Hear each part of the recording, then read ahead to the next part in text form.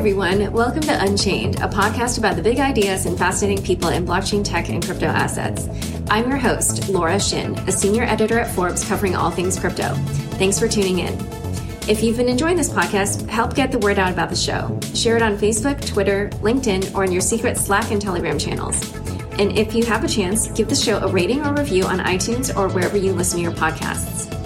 Big thanks to our sponsor, OnRamp. If you're having an ICO, a token sale, a token allocation event, a token generation event, or whatever else projects are calling their sales nowadays, you need a website. Check out OnRamp. This full-service creative and design agency provides its clients with attractive and persuasive branding, websites, and marketing materials. Spark interest in your project, generate buzz. Check out thinkonramp.com. So today we're recording from beautiful Portland, Oregon, where I've come to see the eclipse. But that also gave me the perfect opportunity to talk with ICO site Smith & Crown because they are based here. So today on the show, I've got CEO Brian Leo and Head of Research Matt Chwierut. Brian and Matt, welcome to the show. Thanks, Laura. Thank you. Great to be here. So let's talk first about what it is that you guys do. Sure. I'm happy to give an overview there. And just to be clear, this is Brian who's talking. Yes, this is Brian. So Smith & Crown, first and foremost, is a research group. We've been around for over 4 years at this point, and we study the breadth of the blockchain space. Right now, a lot of our research is focused on new assets that are coming online, and part of that is understanding how they issue tokens and wading deep into the world of token sales and ICOs, as it were. I had no idea you had been around for 4 years. Yes, we've actually been around for quite some time. And what do you do? How did it start? So this was one of those things where I have another company that is a design and strategy group out of New York, and one day came across Bitcoin, as many of us had, and realized that this was something that was going to be what I worked on for the foreseeable future. And got so excited about it, started to put together a team slowly over the last few years.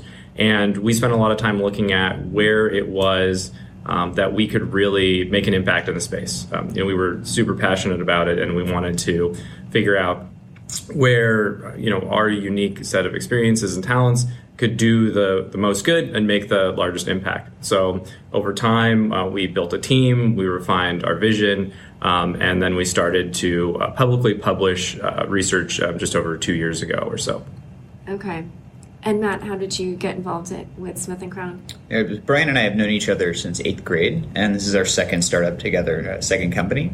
So at some point, Brian pitched me on joining to help with their research efforts and a lot of the content development, applying new analytical methodologies to the crypto financial space. And I was a little skeptical at first. He was earlier to the crypto and Bitcoin scene than I was. But the more and more I started reading about it, the more and more I got really excited about it. And so I started shifting more and more of my attention to working on this, to learning and to understanding what Smith & Crown's role in this emerging industry would be. And so this was your second startup together. What was your first? So we actually worked on a documentary travel series together a number of years ago called Jet Set Zero. Oh, interesting. Yeah. Very early days of web TV. Yeah. Did you travel around? Where did you guys go? We went all around the world. We actually started in Seattle, and then we traveled to Vietnam, Japan, South Korea, and Turkey. Oh, nice. Yeah. Wow, so that sounds amazing. It was quite an experience. It was successful. Matt's laughing for its own right. He's like giggling and snickering. What's so funny? I just apologize to Brian for bringing that up. Yeah. No, it was quite an adventure. Not our most profitable endeavor, but certainly one rich with experiences. Yes, I'm very familiar with that, having once been a travel writer, so I totally know how that goes. Yes, I'm sure you do. What were you guys doing? But like, you said that you had been you had a design firm. Sure, yeah, I still do. So that was, it's been quite a successful firm. It continues on. We brought on new partners that are handling a lot of the day-to-day operations. It's called the Bright Iron Group. It was great. It gave us a real insight into user experience design, interface design, digital strategy, and products and so forth. And it kind of helped us understand a role that we might play in the space. We kept looking across. We were very excited about Bitcoin in the larger industry, and we were trying to figure out where can we play an important role to make an impact here. But I don't see the connection, Sure. Design, and then now you're kind of doing research. Right. So the two things there. So one is that when we were first in the space, it was still very much in the days where there were a lot of people who thought Bitcoin is the one and only Bitcoin forever and ever, and that is the end. And we really saw this as a space that we were just scratching the surface of, and it was going to be far more complex, far more dynamic, and far more strange than anyone expected.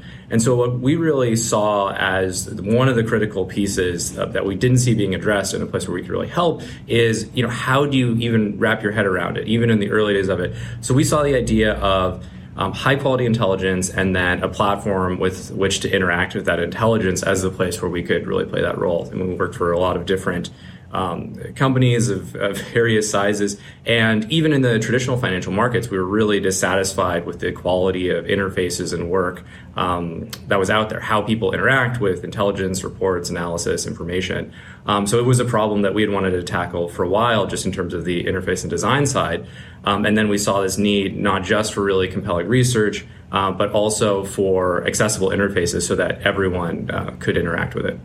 And so, Matt, what was your background when you said he brought you on to do the content and research? Do you have more of that analytical background? Yeah, a lot of my background has been research into emerging technologies. So I spent a number of years in Silicon Valley, with a group called Institute for the Future. They do... Oh, I know them. Yeah, futures research into emerging technologies. So did that for a while. I did some grad school work and focused a lot on smart cities and how cities are adapting emerging technologies. And those are two big areas. At a couple years doing economics consulting, which ended up helping quite a bit. And that was when I made the pivot to this space. And when did you join? It's a good question. It was a gradual transition into the team, and then went full-time really last year. Okay. And how many employees do you guys have now? There are 10 of us now, and we're hiring as fast as we can. Yeah, well, so I want to talk about that. Let's dive into the details on how you guys do your work. So how do you get your information? Sure. It's every possible source. This is when we first came into the space. Again, and still to this day, is that if you want to provide information in the space, there just aren't consistent and reliable sources for the most part. So a lot of the research and sourcing we do has been through a very hands-on process. So one of the things that we've done is take pretty extended research trips, across the U.S. and internationally as well. We'll actually head out to a region and do 3-4 weeks plus, and every day is meeting new organizations and individuals in the space, building relationships and connections and learning what we can just on the ground. So we've done some pretty extended trips in Israel and the surrounding areas, all over Europe, extensively in the US, and we have some upcoming ones planned to Asia as well. But essentially is that it's a combination of every possible channel and news site and information source and forum online, combined with a couple hundred people that we know around the world that help us vet information, that feed us information, that we can talk to about trends. So it's really kind of every possible channel that we can access, we combine. And so when you... Oh, go ahead. No, I'll expand on that a little bit, because it is very important how we arrive at what we're doing. Early on, when we started researching ICOs and token sales, we knew that this was, we saw the long-term potential of this method of distributing a token, raising money, advertising, onboarding new users for a protocol. But at the time, if you wanted to learn about them, you were crawling through Bitcoin Talk and Reddit and reading through white papers of varying levels of sophistication and objectivity. And the barrier to information to access any of these opportunities was so high. And And we saw that as a place where we could start to stitch together information from all these different sources, talking to the teams, talking to other teams that were doing something similar to try to create a coherent story about what these opportunities and what these companies and what these protocols actually are that would make sense to a third party. What percentage of the things that you write about do you actually talk to the team in person for? Oh, almost 100%. Oh, really? Yeah, for the stuff that we do that's a little bit longer form. There's a couple projects where we will just write a very small amount, and sometimes we don't speak to the teams, but those are just summaries of existing information. For stuff that's a little longer form, or if we're looking across markets at a number of different types of applications or a number of different industries, we'll talk to most of the teams. Okay, but for ones where you're just kind of grabbing info from like their website or whatever, what percentage of the site is that? We write on a pretty small percentage of the token sales that contact us. The inbound at this point is truly overwhelming. There's so many. So it's really just a small subset of them that we go into depth in terms of analysis. Right. Yeah. So anything that we write about, typically it's a group that we speak to. But the ones that we list, that's just to make that information accessible and consistent. Yeah, that's what I'm asking. What's the breakdown between what you write about and what you list? Oh, the percentage that we write about at this point, I don't know. It's a relatively small percentage. It's changed remarkably over time. We think of a number of different eras in ICO history. In the beginning, when it was started, Mastercoin is usually seen as the first official ICO in 2013, and there was an explosion of ICOs that included Mastercoin, Ethereum, NXT, a number of protocols that are still around today. And then the long winter in the whole industry after the Bitcoin price crash and after Mt. Gox, ICOs and token sales also really fell out of favor. No one was really doing them. And then we saw a pickup early last year. You saw a couple more protocols and the emergence of more applications, at tokens at the application layer. And it started to become more and more popular. And then about 4 months ago, the space absolutely exploded. Right. So now I would say 5 to 10%, if I were to ballpark, of the entire market, if you define the market as a project that announces some intent to raise funds through a token sale that we write about. We try to list everything. Our philosophy there is that there's not really a good place online where you can find a list that isn't a promotional or advertising platform. And so we don't charge projects to list on our Smith & Crown dashboard. We want it to be an open public information source that anyone can come and do their own research. And then we select a couple of those to go a little more in depth on, write about it, illustrate what they're doing with their token, with the industry, with the team. And when you do that, are you intending it to be sort of like a quality marker that, this is something people are aiming for to be written about on Smith & Crown? Not necessarily. Sometimes we pick projects just because they're doing something very novel or very ambitious, even if the chances for success seem slimmer than many other projects. We'll sometimes pick projects that not a lot of other people or sites or places are writing about, because we think what they're doing is actually very valuable. So we don't want it to just be, we don't think about it as just a proxy for all of the top sales. So how do you decide if some of them are just kind of more novel, and then there are certain ones I'm sure you just have to write about because they're highly anticipated? What are all the factors that go into deciding? Sure, yeah, it's a variety of factors. I mean, it's relatively subjective. Is that it's ones that is, as you mentioned, if there's a lot of community interest around a project, that increases the chances that we'll write about it because we think providing additional information and context will be particularly useful there. Sometimes it's a project where it happens to correspond with research we're doing internally. We're doing a bunch of research on a particular methodology or mechanism or attribute, and this project happens to incorporate those. So it's just an area of interest for us at the time.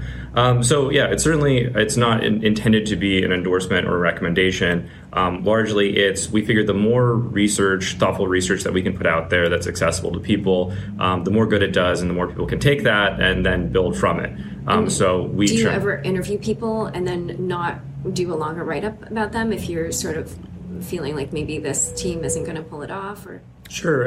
Rare, occasionally, but it's rare. Yeah, and then in terms of the formality of the interviews too, I mean, we're at a place where, there are days where we could end up talking to 3 or 4 teams, so in terms of, we get exposed to a lot of projects, and we talk with a lot of teams in different levels of formality.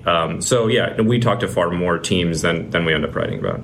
And actually, to go back to the travel piece, why don't you just do those interviews by phone? Why do you go to these regions to talk to them? Sure. A lot of the interviews we do now are by phone, but sometimes in order to kind of expand our network and actually meet people, you have to be on the ground. You know, even in this highly effective virtual era we live in, it doesn't replace face-to-face conversations. And a lot of this too is to really understand what's happening at the edges of the space, what's coming next. You have to sit down with people. You have to have a coffee or a beer or whatever and win their trust, and get their real thoughts on what's happening and get their introductions to other people that are not known in the community or are not active players that don't have Twitter accounts. So we found in each one of these exercises that we've done, we've met incredible people. We've gotten a lot of really amazing insights, and the only ways that would have happened is to be on the ground, meeting people one day at a time. Yeah, so in that sense, your job and my job is very similar, but yet you choose to live in Portland, where I really don't think there are a lot of, there's a lot of activity going on here. So, like for me, I moved to the Bay Area a little bit over a year ago, and one of the factors was there's a lot of activity there. And I'm not going to lie, I actually wanted to move to Portland because I've got a ton of friends here. I love the city. And yeah, I mean, I like the Bay Area as well, but there was something about, like, my heart was telling me, go to Portland. But then I was like, this just makes no sense on any rational level. So I made that choice. But so why do you guys choose to be based here? Sure. A lot of it was how logistics worked out at the time. I've mostly been based out of New York for the last 8 years. But Matt and a few other members of our team actually ended up being based in Portland. And so it made sense. The majority of the team was here. Let's spin something up.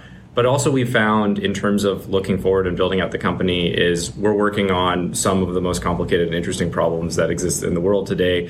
And when we're talking to new analysts or team members, whoever that may be, they're from every corner of the world. And when we're saying, come move here, we like Portland because very high quality of life, very low comparable cost of living. So we see it as a really good place to build and expand our research practice. And then in terms of location to projects, this is such a geographically dispersed place. It would be really hard for us to find a location that was centered at the heart of it, so to speak. Really? You don't think the Bay Area has an advantage? I definitely do. I think that there are a lot of projects in the Bay Area, but I think that there are just as many interesting projects so many other places in the world. But not Portland. But not Portland, yeah. Portland's a great place to do research from, and when you're traveling 80% of the time, it's a very nice place to return to. Oh, you're traveling that much? Yeah, yes. Wow, okay. Well, kudos to you, I can't do that. Let's talk a little bit about how your work has changed over time. You guys were talking a little bit about that, about how, there were very few ICOs kind of even less than a year ago, and then all of a sudden it's just like sped up to, 1,000% really quickly. So in the beginning, how were you finding these projects? Were you like seeking them out, and did they not know about you guys? And how were you, or how were they coming to your attention? In the very early days, a lot of it was discovery on Bitcoin Talk. It was the platform of choice for announcing these. And we'd usually discover them. Sometimes they'd reach out to us. Sometimes we'd spend time on the forums and understand. We could encounter them in Twitter conversations. But there weren't enough in any given month for us to feel like we were missing a really big piece of the action of what was going on. The teams were usually very accessible and open, and they still are, but then there's just very willing and excited that someone that had a little bit of a platform and a portal to the broader world and the broader industry wanted to talk to them. And so that ended up being a really big piece. And then as we kept put our nose to the grindstone and kept doing a lot of this work because we were really, really passionate about it, over time we grew as terms of a following, in terms of popularity, in terms of people referencing us. And now it is much more people come and ask to be I'm listed, asked to be researched or interviewed. Do you want to put an estimate on how many emails and Twitter messages and everything else you get in a day or a week or a month? Oh, man. It's hard to say. It's really increased. I mean, some days it can be a dozen to 3 dozen inbound just on project listings. And so when did you kind of notice that things were changing? And Sure. I think we started to see the signs of it, I don't know, maybe between 6 and 8 months ago is when it first started to pick up. And then really it's been the last 4 months or so where things have really continued up on that trajectory. But yeah, I think, as early as 8 months ago, we really started to see that things were diverging from where the trend line was originally drawn. Absolutely. Was there like any moment when you were just like, whoa, this is going to be huge? Well, it's kind of interesting for us is that this was kind of what we planned on. We always expected there to be this level of growth. I think it just happened sooner than we thought it was going to. If you look at the space, there's still a lot of challenges in terms of onboarding, accessibility, and usability across a number of key areas. And so we expected that to be a slightly larger barrier over the long term. But in terms of the excitement, it just grew really fast. And we noticed it in a few different formats. We don't just study token sales. We really study the entire breadth of the blockchain space, all assets, all projects. And so that's kind of what the token sale practice came out of. But in the work that we're doing, we started noticing these trends where we would start to get a lot of calls from hedge funds or institutional investors or big financial organizations. And so pretty early on, we started to notice, hey, there's some key groups here, and we're getting a lot of calls from a lot of high-level people looking for information, being very interested in the space. So we started to adjust some of our estimates of how fast this was going to grow, because a lot bigger players than were publicly revealing themselves were getting we're being very interested in the space. And that sort of clues you in that there was a lot more money coming into the space, like not even just people who've made big gains on their earlier crypto, right, but new money, fiat money coming in. Yeah, it's interesting. I mean, it's one of the reasons why we go and travel and spend as much time as we do on the road meeting people, is that we're in a very interesting position where we get to have a lot of conversations with everyone from institutional investors and people who own investment banks all the way through to crypto anarchists. And, everyone's got a different interesting view on this. And by combining all those conversations together, you can start to piece together the puzzle of who's interested, what are the levels of engagement, what are the things that hold people back, what are the people really excited about, and you kind of stitch that together into a picture of where things are going. And so those institutional investors, when they were calling you, what is it that they wanted? They wanted kind of like more information than what you were putting on the site, or? Yeah, it's one of those things where I think it was pretty interesting. You have a lot of people who we were talking to a lot of people who are used to being able to understand whatever new industry they wade into. Here's a new sector. This is the next one that we're going to put venture behind, or incorporating a hedge fund, or whatever that happens to be. People with decades of experience are used to being able to figure things out very quickly. And so they thought, blockchain, this is the next hot space. We're going to get involved. And then they spend a couple weeks on it, and they say, "Whoa, still don't get this." And then they start looking at it, and they're like, do we hire an analyst? Do we build a team of analysts? How do we even begin to wrap our heads around this? And then we get those calls around, how do I start? What is this space? Help me get me a handle on what's even going on here, how we participate, how we move forward. So a variety of level of questions, but people understanding that this is an important thing to be aware of, to be involved in, and then this realization that you can't just get up on it in a week or two. Oh yeah. I definitely agree with you there.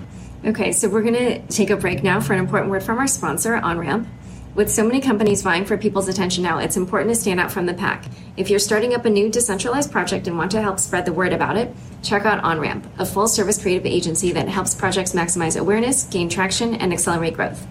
OnRamp has helped numerous organizations do everything from create their branding and identity to redesign their existing website. Plus, they've helped blockchain startups and projects. Whether you're launching a new project, repositioning an existing organization, or just want to freshen your company's look, OnRamp can come up with a tailored design project or a strategic marketing plan that ensures your lead in the market. Learn more and see examples of its work at thinkonramp.com. So, how do you guys make money? That's a great question. One we get often. So we've when we first started this, and we said, we're a research group. We're going to study the breadth of the blockchain space. We're going to build a platform and tools around intelligence in it. People thought we were nuts. People in the industry thought we were nuts, because why do you need an intelligence platform when it's just Bitcoin? And then people outside of the industry thought we were nuts because they said, "What, Bitcoin? That's nonsense." So this is something that we've bootstrapped ourselves for years at this point. And with the idea of being able to very independently pursue the specific vision that we had. So our vision for how we make money is largely centered around the idea of launching an intelligence platform. So kind of like a Bloomberg for crypto or so. The idea is really is to make a platform that's as accessible as possible to people. Is that when you look at the tools that are out there today in traditional markets, they tend to be very, very expensive and tailored for this kind of financial elite. what's really one of the things that's really exciting about the whole blockchain space is accessibility and inclusion. Is that everyone all around the world will be able to access the assets and tools and utilities that the blockchain space provides. And so our vision really is for an intelligence platform that everyone can use, that provides information, analysis, analytics in a way that's accessible and can act as an on-ramp. And then, on top of that, we will build access to increasingly sophisticated features for the people who need it. So it's like a freemium model. Yeah, exactly. Okay. I mean, and it's one of the reasons why we publish so many of these reports online and so much information, just to make it accessible, right? There's been no shortage of people that have come to us and said, your model should be publishing nothing and charging banks a lot of money for these reports. And we said, you have listened to nothing that we've said that is antithetical to kind of our vision for this. So we want to make information accessible exactly and have provide some base level of utility, much like we do on the site, to everyone, and then for people who need more sophistication, to allow them to pay a subscription fee for that. So what are some of the different premium things that you're going to offer and charge for? Have you started doing that? So this is something that we'll have a private beta for later this year, and we'll roll out publicly early next year. Okay. Yeah. Okay. Do you want to talk a little bit about what you're planning? We'll get to that. Okay. Yeah. Okay. You'll give that to me as an exclusive or something. I'll write it up on Forbes. That sounds very good. Okay. Awesome. That's a great deal. So in addition to that, kind of in the meantime is. So we largely see our efforts right now in concentrating in three big areas. So one is continuing to build out the platform. We've spent years building out tools and processes and analytics beyond what we're publishing, and the goal is to use the platform to open those up and make them accessible to people. So that's where we're spending a lot of time and effort. The second area that we spend a lot of time is on general advocacy and education.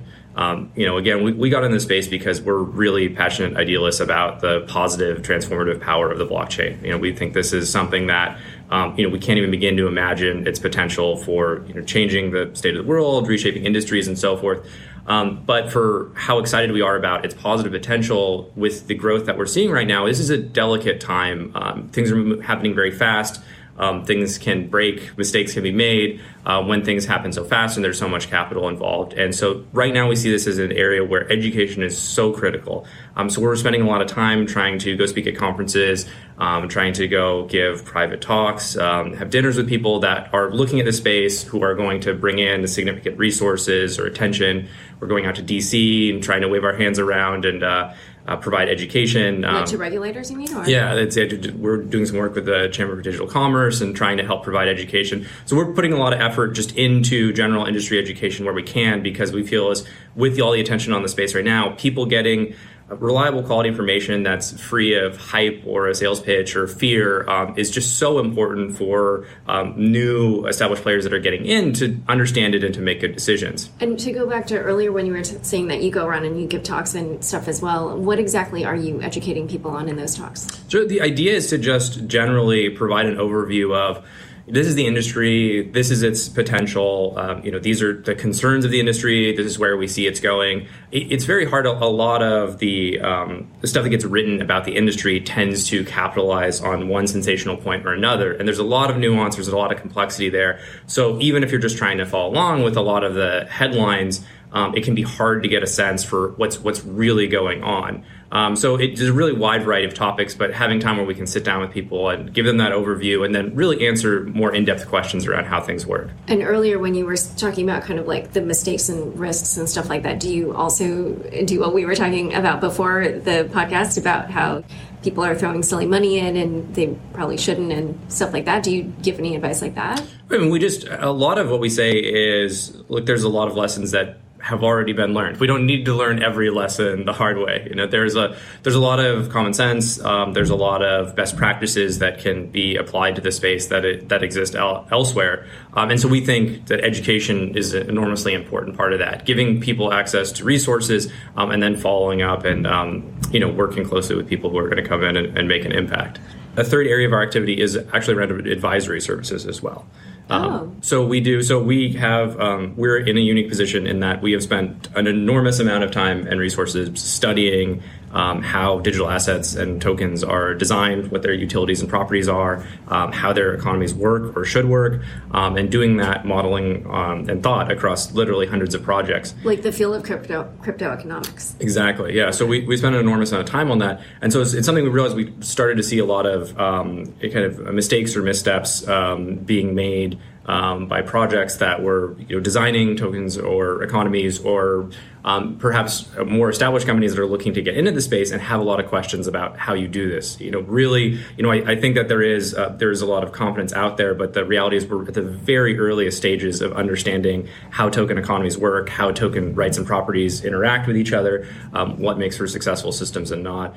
So what we started to do, on a fairly limited basis, as we only have so many people, is to work with projects and organizations to help them better understand cryptoeconomics, to help them to act as a thinking partner specifically around these ideas of cryptoeconomic design. How do you structure a token? How do you structure distribution? What makes sense? And really, I think there's been an unfortunate short focus on the short term of issuing a token. I think it gets positioned in a lot of ways as a capital raise, when really this is a very long-term decision where even small decisions can have large consequences. And so what we try and do is help teams think through the cryptoeconomic design as something that's fundamental to their team or project or organization, and all of the long-term consequences and thoughts and modeling that goes into that. So, wow. So you're helping some of these teams. We are, yeah. And so it really runs a gamut. Is right now we're really focused on areas that we find where there's some complexity or a particular interest.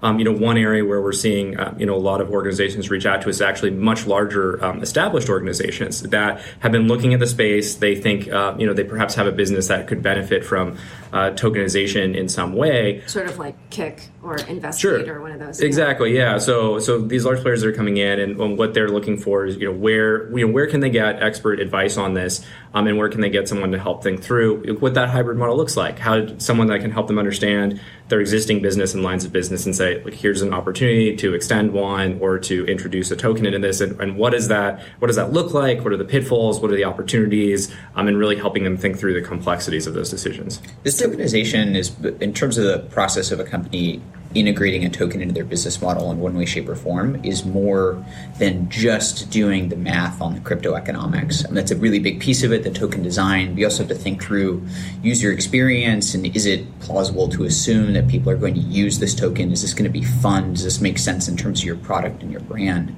And then long-term tokenizing is a huge investment, because it has a huge impact on your business model. And having a token or some kind of a tokenization strategy marries you to the decisions that you made in ways that are very difficult to go back on without breaking some kind of a promise with token holders. Right, or unless you bake governance in or something. Exactly. Yeah, where you exactly. can propose changes. So do you feel like if you're giving advice or advisory services to some of these teams, but you're also then serving as this resource, is there some kind of separation between the people who do the two different things? Or? Sure. Yeah, it's a great question, and I honestly think a really important one. So our thesis on it, what we take pretty religiously, is disclosure. I mean, we think that's one of the big things that the space is going to go through, is the importance of disclosing relationships here. So luckily, we work with the smallest fraction of the projects that come across our dashboard and that we list, and we have a very strict policy. Anything that we do any writing on where we have a relationship with them, any kind of financial or token-based relationship, very clearly disclaim that. We want to make sure front and center that the writing should stand on its own, but that people understand there's a relationship there. It's clear. We're on as advisors, or we're providing advice, or whatever that happens to be. So it's something we take very seriously, and we think is an important part, not just for us, but for many other players in the industry. But is it also different of people? Okay. Yeah, we do separate people. So the people who end up doing the research and writing are different than the people who end up working on the project. Yeah. So what are some of your maybe working hypotheses around cryptoeconomics? What do you think works? What doesn't work? Sure. It's a great question. So there are a number of different areas that tokens and tokenization have proven very powerful. And we think far and away what we're going to see in tokens in 5 years, we couldn't even imagine today. It's really the frontier of creativity. I feel like every week I come across something that I hadn't thought about before. I do think that there are a class of tokens that are a little bit more like equities and stocks and companies, and there's a lot of regulatory issues around that. Those are going to get worked out, and a lot of really smart lawyers and regulators actively thinking about this today around the world. But in many ways, tokenizing ownership over a protocol or ownership over the company behind it, they are very, very creative, and the equity as a share in a company is something that's been around for over 100 years, really interesting, novel financial innovation. But it's not the only way you can imagine ownership over some kind of a joint endeavor. And so this has been a really interesting area of experimentation. And I think that as the regulatory issues get worked out, people will, there'll be a little bit more creativity and experimentation. It's one. A second one is in tokens that more resemble digital products that are usable by consumers, particularly crowds and crowds of people. So very good at incentivizing crowds to take good actions on a platform to avoid bad actions. What's an example? So a good example, and this actually isn't a token that went through a crowd sale, but Numerai, they have a token, the Numeraire, and the purpose of the token is, I guess it was worth saying a couple words about them. What they did, we don't have a relationship with them or anything. I just think what they do is really interesting.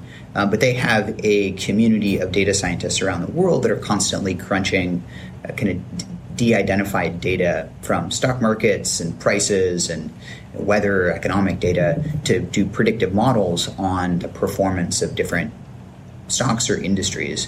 And the data scientists submit outcomes of their models every week to Numerai, which takes those and uses it to improve their model. And they invest using those models. Yes. They're a big hedge fund, Yeah, exactly. And then they compensate the data scientists who are the top performers across the platform. In Numeraire, which is their token. Correct. And historically it's been in BTC, but they're also distributing Numeraire. And the role that the Numeraire plays on their platform is that the data scientists stake it as some kind of an indication of confidence in their model in that individual week. And that's really interesting because if they're wrong, it's not like Numerai, the company, pockets the proceeds. They don't. Yeah, it gets burned. Yeah, exactly. And so from the standpoint of a data scientist, they know that Numeraire is not being extracted by the company, and that the outcome of what happens to that Numeraire is determined by the algorithm and by the purpose, by the performance of their individual model. Right, how good their model is, yeah. Well, but just to go back to what you think the better ways to structure tokens are, is there anything else? Well, I think that it's in terms of, we get this question a lot. What's the best way to structure a token? What's the best way to do token distribution? And one of the things that that we're trying to get out there is that there's no one right way. There is no one killer methodology or framework or whatever it happens to be. There's really this question of what is right for the organization, and this comes back to this focus on whether that you're using some kind of distribution event to distribute something because it has utility for people, or whether you're just using it as a capital raise. Because if you're using a capital raise, then you're looking at a set of strategies to maximize that capital raise. But if you're looking at this in terms of distribution, then you really have to take that step back and think through what is this organization, what is the intention, who will use it, who are all the different members of the people who will use it, what will they use it for, and with that, then you can say, look, here's a set of different attributes or utilities or properties that the token can have. These are the ways the economy can function in order to incentivize and support these type of actions. But those could be radically different depending on the type of problem you're solving. And the same thing with distribution is that there's different distribution models out there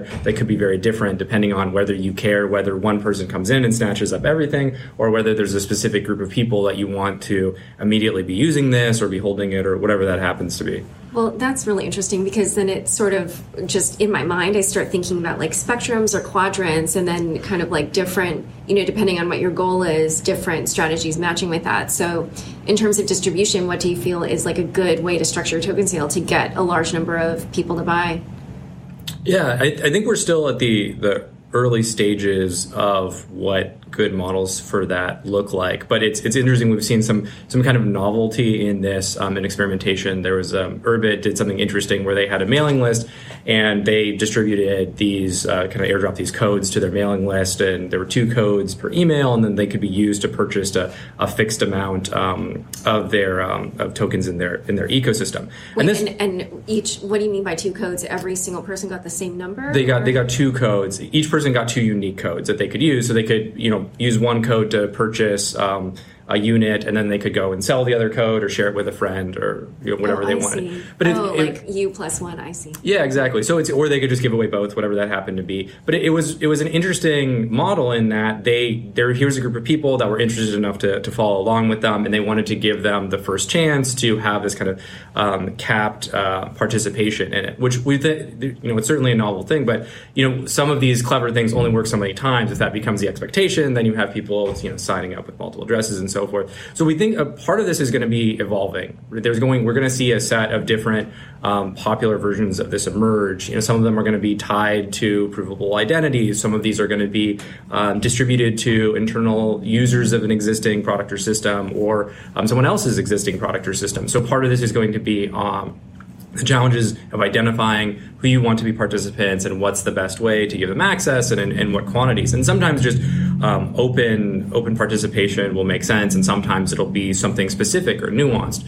That's one of the things about this space that I think can be very terrifying and overwhelming, but is also the very exciting part of it, is that the tools that people have in order to build projects, in order to get initial participation, they're essentially limitless. There's so many different combinations, and we're just starting down the path. So a lot of the thinking that we do is saying, look, here's a bunch of models we've already seen, but what are the next steps on this looking like? Like, how can these be improved? What are new ways to do this? And so it's very fun for us to get to work with teams that kind of share that vision and share that excitement for figuring out what are the new ways to do it. And I think we're going to continue to be surprised by some of the methodologies that get implemented by teams. Yeah, well, so what you said about how once something kind of becomes a trend, then like people try to game it, is it just forever going to be this like kind of cat and mouse thing? I think yes and no. I mean, one of the biggest things that is more and more becoming part of the industry and part of the token sale space is some kind of KYC identification registration, which historically hasn't been a major piece of it. And that not doing that poses a lot of dilemmas for projects, because if you can contribute anonymously from any individual address, then you can essentially civil attack or try to get a larger share of any individual sale. Right, a civil attack is like having multiple addresses. Correct. So Vitalik Buterin framed this really, really well, that you kind of are either you limit the amount of money that you raise, or you uncap the number of people that can actually participate. Because if you don't have a capped raise, then anyone can contribute anything and you can maximize participation. But if you cap the raise, then you can end up in situations like what happened with the basic attention token, where a very small number of people got a very, very large portions. Right. And so that dilemma cannot really be solved without really, really clever mechanisms. He just framed that really, really well. But one of the pieces of that puzzle is KYC in some way, shape, or form. So if you're an individual and they try to cap it, and maybe there's a strategy like every individual address can only contribute this many dollars or this many ether, then you can just have 1,000 addresses to still get a huge portion of the system. But if there's some kind of registration that prevents someone from creating 1,000 addresses, then you have a little bit more flexibility in determining who can get involved, how, at what levels they can get involved, and why. Sort of like CoinList for the non-accredited too. Exactly. Yeah, exactly. Yeah. And we think we'll see more and more of that in the space, because it's a really interesting toolkit for projects to experiment with distribution, because the distribution strategy is just as important as every other piece, and it really varies project to project. Yeah, and I actually wanted to ask you before, you were saying, sometimes people want to release tokens to a big network, and other times maybe they just want to maximize the amount of money they can raise. But is there anybody who doesn't want to release their tokens to a large number of people? I can't think of any scenario in which that would be a goal. Well, I mean, if you're just seeing this as a capital raise and you don't care where the money comes from, then it doesn't matter if 100 people give you $1 or one person gives you $100. Oh, interesting. Yeah. So, and which is a different scenario. And what excites us about the space and what we're looking at is, using a distribution event for distribution as opposed to a capital raise. But, there are certainly people who use this as a mechanism solely for capital raising. And I think we'll see that, emerge and kind of carve out its own space. The kinds of tokens that more fit that mold are, for lack of a better word, like fee sharing or revenue sharing tokens. So the holder of the token is entitled to a portion of fees or revenues generated on some kind of a platform.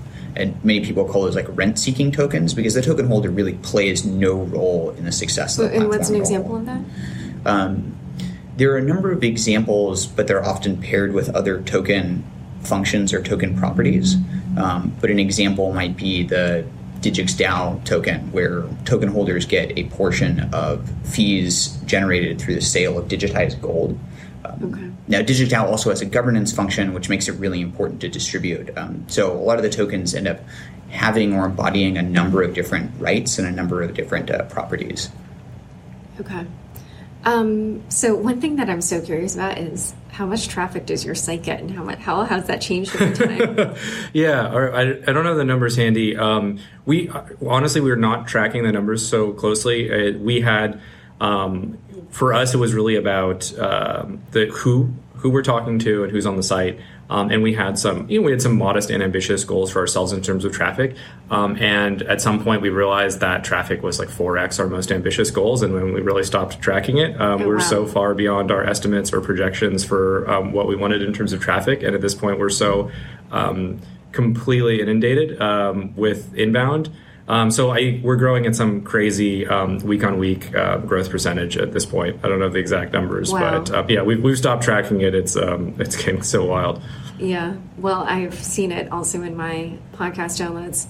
So one other thing I was curious about is your Smith & Crown Index. What is it, and how did you decide what goes into it and all that? Sure. I'll talk about this at a high level, and I can jump in on the details. This is something that we've had actually for a really long time. It was, it was one of the first things that we worked on. I mean, literally years ago, and it's kind of evolved over time. But we were really looking for, when you pull up, say like CoinMarketCap, and there's 1,000 things on there. There's so much noise. We think it's very intimidating for newcomers to the space. And then even if you're looking at it, how is the market doing? Do you really want a lot of short-term volatility for tokens that really don't have any value and are essentially going nowhere? Do you want that being part of your overall market measure? So what we're doing with the index is trying to find a set of constituents that we think represent the overall market as a whole, and use those to have a more accurate proxy for how are things doing, right? How is as a benchmark that you can use, and this is something we're going to continue to be working on moving forward and have some cool announcements about coming up. But the idea is it provides an accurate benchmark across the industry. And so what metrics are you using to decide which tokens are included, and also then how do you decide the weightings and stuff? We look at a couple different factors. So one of them is that we only look at fundamental blockchains. We don't include meta tokens. So that's how do you define a meta token? One that's built on top of another blockchain. So a token that's built on top of no ERC20 tokens, or their correlates in on other blockchains. So that's a big one. So we're only looking at fundamental blockchains. Second, we look at some other people might call that a protocol token. Is that correct? Okay. Yeah, that's fair. I do think there's still a lot of semantics that are still being worked out exactly across the industry. Right. But that's a totally fair way to put it. Okay. The other factors that we'd look at in terms of inclusion would be performance and activity on the blockchain itself. So is the blockchain gaining traction? Is it actually being used? Is it so early stage that no one's really building on it? So projects and blockchains that do have some moderate level of traction and existence and activity is part of it. And by traction, do you mean developer activity or trading volume, or what? A lot of it could just be at the transaction level. So yes, so it could be developers. It's like what what is being developed on the platform. It's how many wallets there are, how much transaction activity is actually going over the blockchain itself, and we have to adjust that a little bit for trade volumes and for proof of work coins, since they're distributing coins across the network quite a bit. But it's really who's using the network. Transaction and volume is one of them. Developer activity. Community following is another really big thing that we look at. Just from the way you're describing this, it sounds like, are you trying to maybe subtract some of the speculative activity? Is that what you're doing, or is that included? What do you mean by speculative activity? People sometimes are not really interested in the token itself, but they're like, hey, I expect this to go up. And so there's a lot of trading volume or... Oh, sure. So market activity is definitely something we look at. So I said we'll do blockchain level analysis of what's going on over the chain itself. We also look at markets. So we'd look at factors like how many different markets and trade pairs does this individual crypto asset have across fiat and across crypto. So kind of how strong is it as part of that entire interconnected market. We look at trade volume over a pretty meaningful amount of time. So things that have short-term spikes in price, network value, or trade volume, look past a lot of the short-term stuff. Okay. Yeah, I guess what I was going at is sometimes the tokens are trading a lot, but then the actual utility in it is maybe a lot less. I know Brian was at Token Summit, and Chris Berniski gave a great talk where he talked about subtracting out the speculative value and getting to the utility value. Yeah. How do you decide the weightings for the index? Yeah, so the weightings currently are done based on network value. So we call it market capitalization. We generally don't like that term because market capitalization is some value of a company's shares. And as we've said, tokens are not shares. They're very, very different. They're very different even from each other. And I think actually Chris is the one who had he came up with network value. Exactly. Yeah. And brilliant. We use it a lot. And also for podcast listeners, you should go back and listen to the episode I did with Chris and Adam White. It's more than a year ago, but even then Chris and Adam, of course, both were just really far thinking in this area. What problems do you still see that need to be solved in this space? What concerns do you have? On one hand, I think you have right now, one of the big things that needs to be solved is just onboarding. I mean, we look at, when we look at the research and projects that we want to roll out, and we think of it as a series of bridges. So you have people that hear about this entire industry and space and they want to get involved. And what does that first bridge look like? You have to introduce them to it. You want to provide kind of a curated set of information that's intelligent, that exposes them to projects and endeavors and sources of merit. And then once people start to get familiar with it, then the next step is perhaps to acquire some assets in the space. And that's where something like a Coinbase comes in. And then once you have those, maybe you want to go beyond what is the most mainstream. And then, again, providing that research and that insight and the tools for that. But then, where do you hold those tokens? How do you secure them? How do you make people feel comfortable with that? And then going beyond that, how do people get more advanced than just holding, a basket of assets and so forth? So at each one of those points, we see that as a bridge to a new level of capability and understanding. And I think now for people that are dedicated enough and savvy enough, you can navigate all of those pathways, but it's narrow. You're kind of fording the river on a lot of these. It's possible, but the more, I think that's a series, each one of those kind of bridges is an area where there's a lot of opportunity for people to come in and solve the problems of adoption and onboarding,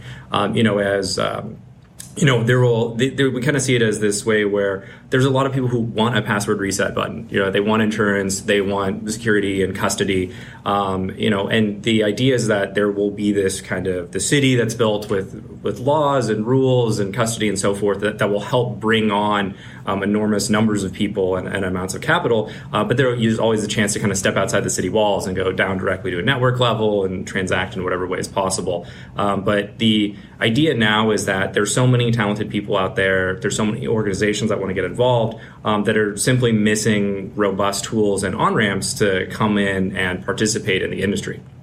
So I think anything that helps solve those problems is pretty meaningful right now. And I do think there are a lot of problems on onboarding right now. So I think that's one big area. And then the other one is around clarity too, is that this is very much the frontier in a lot of ways. And we're seeing with the SEC discussion and so forth is that it's not entirely clear where all the lines are for this. And we know for sure that there are a lot of players of all shapes and sizes waiting on the sidelines, very excited about this, but are looking for more clarity. So I think that's another big issue with the space and a potential for problems. When you have people that are moving very fast at very large scale and a lack of clarity, that can certainly cause issues. Where do you think all this activity is going? What do you think the future looks like for developers, for VCs, for investors, and for all of us? Like, what will our lives look like 5 years from now? Pick your, 10 years from now, pick your time frame. Sure. No, I think in 5 years from now, we can't. I think anyone with a prediction for 5 years out, other than unless the prediction is we don't know what's going to happen, is likely wrong. That's one of the things that we love about this space, is that for as much time as we spend with a dedicated team researching this every day, there's still stuff that's new and novel and surprises us. And we spend a lot of time mapping out these technologies and projects and where they're going to go. And do you think people will own like 20 different tokens? Sure. Okay. Yeah, absolutely. I think we're going to see. I think that we're going to see a pretty rapid maturity in a lot of spaces. There are just so many people, smart people in every corner of the globe, building tools and projects. So I think we'll see an integration into everyday life in a much larger way than we see now, right? And not everyone will know that they're using tokens or the blockchain for all these activities, I think, right? A lot of these onboarding tools will use this behind the scenes to power an experience or an application or a financial transaction or whatever that happens to be. People don't need to directly interact with the idea of tokens, or these can be the blockchain and these concepts can be behind the scenes, powering all sorts of experiences and infrastructure. But yeah, I think we'll see a much more integration of them into daily life and the average user. Well, but is there anything in particular that you think you'll be doing with these tokens? Yeah, one thing that I've gotten really, really excited about is tokens have been increasingly used in things like social networks or areas where content is user-generated. And so you think in an average day, an internet user that is contributing to a number of these different platforms is contributing without any way of really recording that kind of contribution in a way that leaves the platform. So it's again, constantly giving to all these different platforms. You post on Reddit, you contribute to Wikipedia, you answer questions on Stack Exchange, you share photos or information or answers across a number of different platforms. And currently there's not a great way to accumulate or to measure the social capital that you're building in doing that. And tokens are one way where that could start to happen. We've seen a number of different models. Again, I think we're going to see stuff that will just totally blow us away in 5 years. But it's kind of the beginning accruing of to doing our that. identity. So if I have good tweets plus good Facebook posts plus interesting Reddit comments, all of that will. Correct. And people are talking about this in Web 2.0. It's not a totally new concept. Just blockchain is a technology that's around that allows that to be totally auditable. It makes it independent of the platform provider. As it previously, a company that just stores all this information on a central database can corrupt it, can lose it, can manipulate it. So this is a time when the tools for recording and tracking and trading that are independent of the platform and independent of any individual company that's running a website. And so we're starting to see the foundations for what that could look like, that the value that you are constantly generating, creating on the internet. So that's one thing that excites me, and we see a number of different projects that are starting to explore this idea and starting to create those foundations for other ways of transferring those between different platforms. Yeah, and I even saw a tweet from Naval Ravikant, the AngelList founder, the other day saying something like, I will pay some prize or something to a team that comes up with a good decentralized Twitter. Right on. Right. So in terms of a more specific prediction, I think one of the longer term trends we're tracking that we think is pretty interesting is right now you see a lot of the activity of governments in this largely as being that of exploring regulatory practices. But what I think we'll see is with 5 years of adoption based on the path we have now is the blockchain-based networks will be an important part of the global financial ecosystem. And you will see, much like different countries right now have very vested interest in their own economic policy and global economic policy, having to move from the stance of just regulation to active involvement in these global economic networks. I think we're going to see a pretty big shift in that over the next 5 years, a realization that this is now a strategic economic activity as opposed to something that can just be done by individuals and has to be carefully regulated. Yes, well, I guess we'll see how it all plays out. So thank you both so much for coming on the show. Where can people learn more about your work and get in touch with you? Absolutely. smithandcrown.com. Okay, great. And do you guys have a Twitter or anything? We do have a Twitter, Smith and Crown as well. Okay, all right. Great, well, thanks so much. Thank you. It was great talking to you. Thanks everyone for joining us today. If you're interested in learning more about Smith & Crown, check out the show notes, which are available on my Forbes page, forbes.com/sites/Laura Shin. Unchained comes out every other Tuesday. Please share the podcast with friends and on social media. And remember to review, rate, and subscribe to it in iTunes or your preferred platform. Thanks again for listening.